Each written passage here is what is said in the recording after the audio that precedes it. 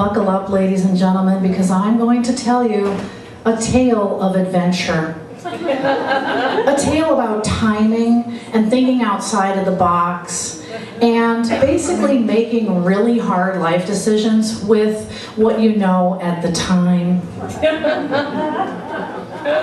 I knew that my son, Avante, was different. He would get bored and frustrated really quickly with toys and activities that kids his age thought were cool. When he was 3, I went to Toys R Us with a big pile of money, and I bought all toys that were targeted towards 5 and 6-year-olds. Because I knew I was going to have to figure out a way to satiate his hunger for knowledge and experience. I went home, my husband was cool about it, and I redecorated our whole apartment to be kind of like a classroom with stations. So we had an art area, a music area, science, geography, and then an exploratory movement center. That was the living room. So this satiated Avante for a while. When he was 5, we had this play date and a bunch of neighborhood kids came over. Now, they were sitting in the art area. Yes, our apartment was the place to be because we had so much gear in there. And they were hanging out and they were doing some drawings. They had markers and pens and paper. Now, Kira from next door, Kira drew a flower, okay, and a sun. The boy from the other side of the street, Mark, he drew a stick figure of himself and his mom and his dad. And then I looked over at Avante's paper, and he had filled up the entire page, left to right, top to bottom, with a map of the world. He had continents, he had oceans, he had mountains, he had rivers, he had airports, he had countries, and he'd even written some of the names on the countries because evidently he'd been studying the world map in our kitchen without me knowing it. That's what I said, wow. So I had some background in child development and I was like, okay, I have to save my pennies and I have to go take this boy to an educational psychologist and get him tested and just figure out what's going on in there.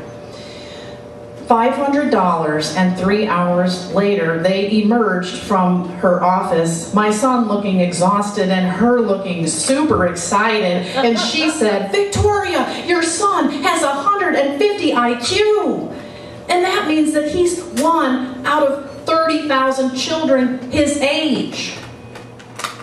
Now, just in case you're rolling your eyes right about now and being like, oh, here's another mom humble bragging about how smart her kid is, you could not be further from the truth. First of all, I don't live through my son, ever. True. Second of all, this information, while exciting and opened a lot of doors for our son, we're like, okay, he can learn anything he wants, he can do whatever he wants. It also came with another piece of information called asynchrony. And asynchrony is just like it sounds. My son had a 12th grade vocabulary in a 5-year-old body with 5-year-old emotions, which basically meant that he would never fit in. My husband asked the educational psychologist, when do you think that Avante will fit in? And she said, probably in grad school. So we took this information very seriously, and we took the responsibility of shepherding his young mind through his early and later childhood very, very, very seriously. Now, my husband is also a turntablist DJ, and if you don't know what that is, here's a primer, okay? So you've got 2 records, yes, vinyl, old school, okay? And this one record is like going, and this other record's like, and then you're mixing, in this syncopated way that's kind of like a long song, which is called a beat juggle. So, long story short, Avante had been watching his dad in the lab, which was our home sound studio. It sounds like our apartment was really big, it really wasn't. We just had corners of stuff. And anyway, so they went into the lab because Avante wanted to learn how to turntable, DJ, okay? My role was to make food and just keep bringing it in there. So day after day, week after week, they were in the lab, and then finally they came out with this 5-minute routine that had 40 songs, 20 records, and Avante had memorized it, and he was ready to perform. He's still 5. So I could tell you about how Johnny entered Avante into the Chicago Regional DMC competition, which is a DJ competition against adults, and my son won 2nd place. And I could tell you how the DMC freaked out and they flew Avante to New York City so that he could be part of the national competition, where he got on stage and had to stand on a chair to reach the turntables and competed in front of 600 people. And I can tell you about how the next day he was like an internet sensation. You can search him, world's youngest turntablist DJ. Do it after my story, please. But he is on there still. And anyway, I can tell you about how then we came back to Chicago and he was on WGN, WLS. He opened for Korn at Wrigley Field and a bunch of stuff. But that's not what I really want to talk about. What I want to talk about is how weird this period of time was for me.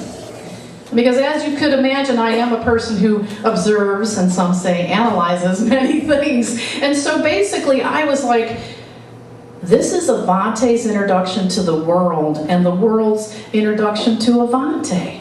And there were kind of 3 different ways that people saw him. A, child prodigy.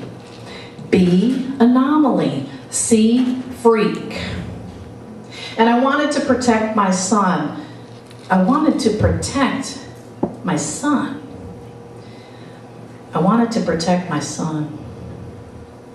Around this same time, we found out that he had gotten into Pritzker Elementary, which is a Chicago public school. It was a gifted magnet program. And so we did the most normal thing that we had done that whole summer, which is that we went to Walgreens to buy. And so we got, like pencils and rulers and spiral notebooks and all that gear.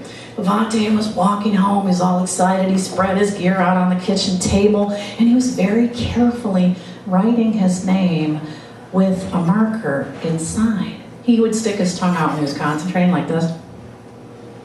And so then he was like, A, B, A, N, T, E, and the phone rang. It was Good Morning America. They wanted him to appear on GMA, to DJ, and to be interviewed. They were going to fly him to New York, and the air date and the recording date was the first day of kindergarten. So I was like, over my dead body is my child going to be standing on a stage in New York City, missing the first day of school. But I politely said, we'll call you back in a few minutes. And the woman was like, are you sure? Because I don't think a lot of people return Good Morning America's call. They just say yes. Long story short, my husband and I had a chat. Avante, go play in your room. Dad and I need to talk. We got out a piece of paper. We started doing the pro-con list. Number 1, Good Morning America. Becomes a child star, national notoriety, makes a ton of money doing product endorsements, put the money towards college, child star, JonBenet Ramsey. Number 2, Pritzker Elementary, eats lunch with other kids, plays on the playground, becomes a guy, makes a friend, learns. I think you know which decision I made. A week later, we enter Pritzker Elementary. His teacher, Sari Frank, she has this big curly hair and this yellow t-shirt, these bell-bottom jeans, this huge smile, and she's like, Avante! She leads him over to his cubby, and his name is like written on a piece of masking tape on the bottom. He puts his lunchbox on top of the masking tape. She leads him over to his little table where he's sitting with the other kids. I look around the room, it's like a United Nations of kids culled from all over Chicago, curious, excited kids who want to be in school. Sari Frank says, okay everybody, open your spiral notebook and write about what you did this summer. Avante smiles at me and begins to write his story. I know I've made the right decision. Then as I leave the room, I say to myself, from here on, when it comes to any decision about my son, I will always trust my gut. Thank you.